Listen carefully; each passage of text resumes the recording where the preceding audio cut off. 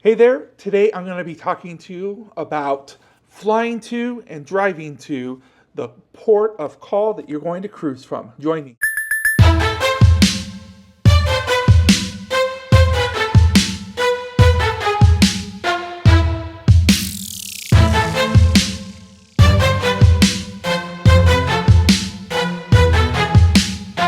All right, before we get into business and talking about driving and or flying to your port of call, I first want to start off by introducing myself. My name is Nick.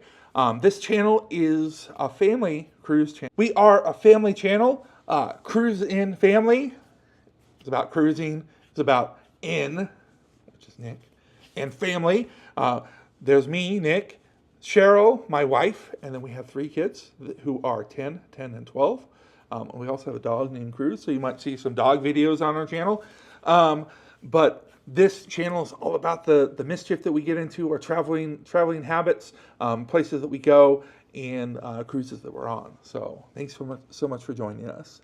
All right, so to get into it, I first want to talk about our experiences so that you have a point of reference to be like, who's that person telling me what to do? We are a family of five, like I said, and most of the time when we cruise, we drive to our port. We go to Long Beach, we go out of Long Beach, and we make that 5.5 to 6 hour drive. But sometimes we also fly, and we have flown to places like Galveston, Orlando, Miami, San Francisco, Seattle. So definitely have experience flying also. So I'm going to compare and contrast the two and talk about some of the likes and dislikes of the two types. All right, so to get into it, I'm going to talk about driving first. It's important that you have like a plan of action, right? You have everybody kind of on board how we're going to travel. By that I mean, hey, this is when we're going to leave. Hey, this is how we need to pack. This is the space we have available in the car, and that one's really important, especially when you have maybe a sixth person coming along, and you're still trying to just take that one car. But being on the same page is a great way to start off, and then up with ways of keeping everybody engaged, right? Come up with ways of making sure that everybody feels like the time is going by without effort, which is a challenge, especially when you have lots of different personalities, different attention spans, and let's face it, people are crabby. One big thing to consider is the amount of time that it takes you to drive is just the amount of time that it takes. You're not going to race the cruise ship out of the port. Hopefully you've left enough time to be able to get to the port so that you're not stressing. And it's important to consider. So if you have little ones who may need to stop a little bit, a couple of times to use the restroom, just plan on it. Make it a plan. Know where your stopping points are, and ask ahead, and also try to limit the liquids. I know that staying up and water are like go hand in hand, especially for the driver. But we're talking about your passengers, so make sure that you're focusing on that. Also, be aware of any like road situations, like hazards, construction, weather, things that could get in your way, and likewise make sure that the vehicle you're taking has a full tank of gas before you leave. It has good maintenance on it. Those sorts of things, and I'm sure that that's probably already crossed your mind. But in case it hasn't, it's definitely something that I consider before we go on the road trip. We'll end up getting an oil change before we go on the trip, so that if there are problems, we have another set of eyes taking a look at some of the pieces inside of our vehicle. So something to consider for you, especially if you're thinking about driving longer than say an hour to your port. So just like driving, it's also important that with flying, you come up with ways to help your flying companions feel like the time isn't as long. Um, you might not have as much time on the road, but with getting to the airport, flying, and then coming away from the airport, you still have some time that's involved in there. So make sure that your traveling companions, especially if you have little ones, they have some available games that they might be able to play, some different things that they might be able to do, something to draw on or color on, a fully charged device like a phone or an iPad or whatever it is that you help them with, making sure that they're prepared. And just like with the bathroom situation, before you get on that plane, make sure that you talk with your little one. Even my 10-year-old, hey, do you need to go to the bathroom? 10 minutes before you know that we're going to start boarding. Hey, do you need to go to the bathroom? And walking them over and making sure that they give it a old college try. But definitely make sure that a lot of those tips that I just talked about with driving, you're going to end up probably doing also with flying, especially with your little ones. But you might also have some little one spirited adults that you're traveling with. So also good tips for them. In either situation, I would definitely suggest having an overnight stay close to the port. So if you live, let's say, if you live within an hour, maybe an hour and a half, you probably are close enough to the port. You don't need to go to a hotel and stay there. But if you're traveling, 2 hours, 3 hours, having the stress of driving somewhere the day of, like now you're putting a timer on how long it's going to take you to get there. And I have driven in the day of a cruise. And it definitely is a risky thing, right? One flat tire, one closed road, just something that was unexpected that takes a couple hours, and the whole vacation is up in smoke. It's gone. You can't get it back. You can't change it. That is what it is. The cruise ship is going to leave when it leaves. And as much as I would love to say I empathize with you and I feel bad for you, or please empathize with me, you should feel bad for me. Those are just feelings, and they're not going to make the ship stay. So take away the stress of traveling to the port by getting there at least a day ahead of time, regardless of, if you're 15 minutes away, you don't need, if you're right next to the port, you don't need to stay at a hotel. I'm talking about some sort of sizable trip, whether it's flight or driving in. And likewise, when you're leaving, make sure that you leave yourself enough time to be able to get home. Don't book a 9 a.m. flight leaving from LAX. I don't know. You might make that flight, but you might not, right? Make sure that you leave yourself enough time for some unexpecteds to happen. And when they don't, be okay waiting at the airport.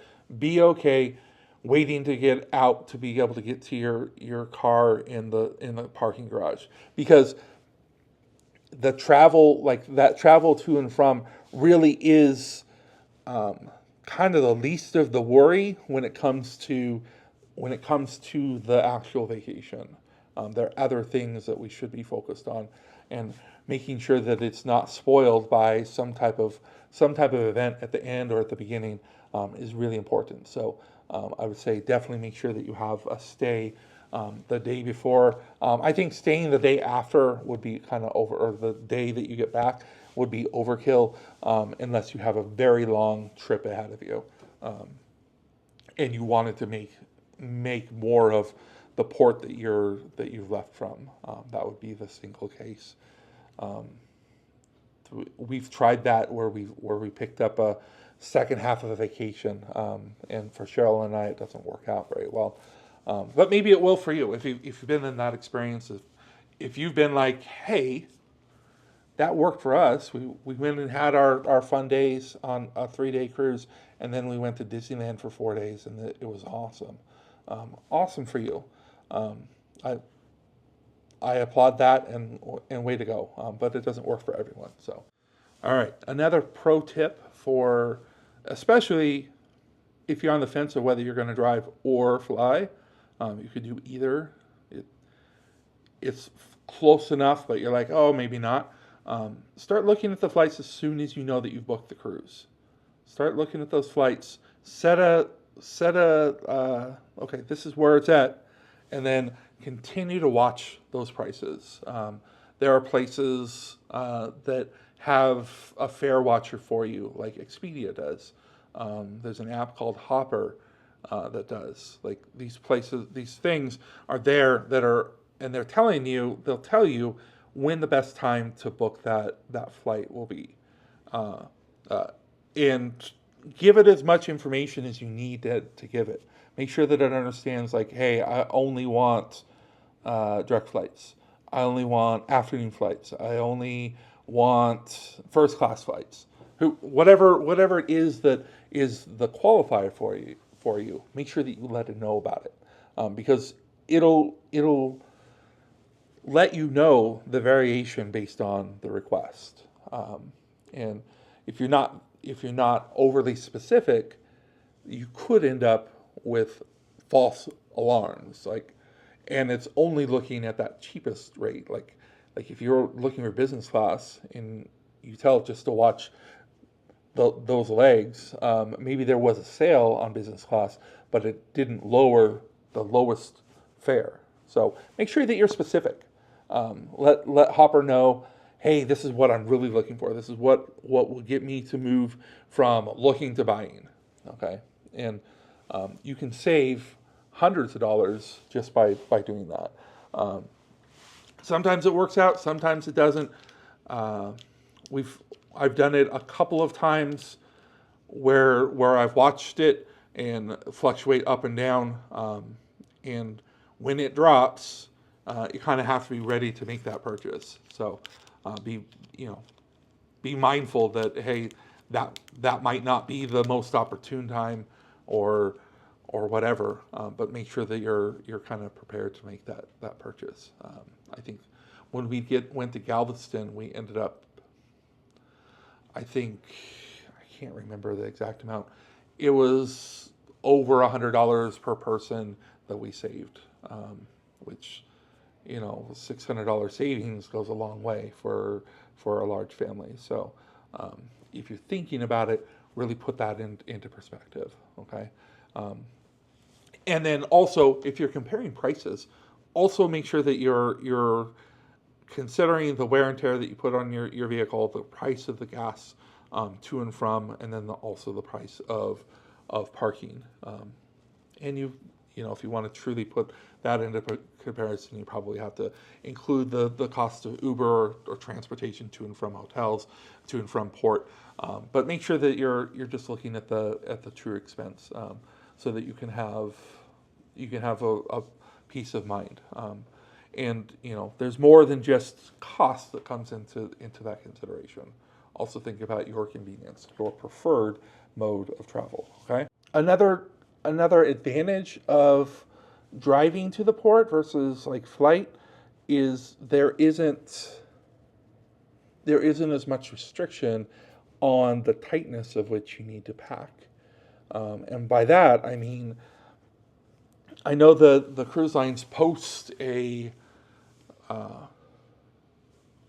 like a minimum or a maximum and size and all that, but they're not nearly as strict as an airport. I've never had a cruise line say, no, this is too heavy, or that's too many bags. But if you're flying, there's the more bags you have, the more expensive it's going to be, with the exception of, I guess, Southwest, or if you have like priority like with a certain airline. But for the most part, I would say driving to the port, that's one way that you have a little bit of cost savings, is with the luggage that you would be bringing.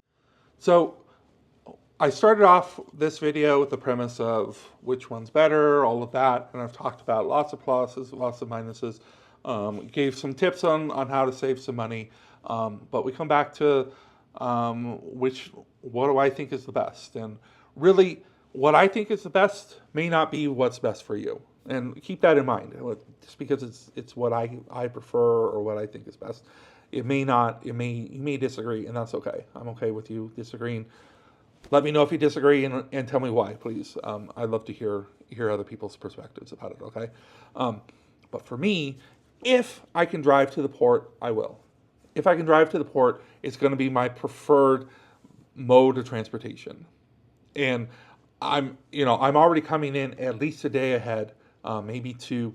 In the case of our cruise coming up in May, we're actually flying and we're going in 5 days early.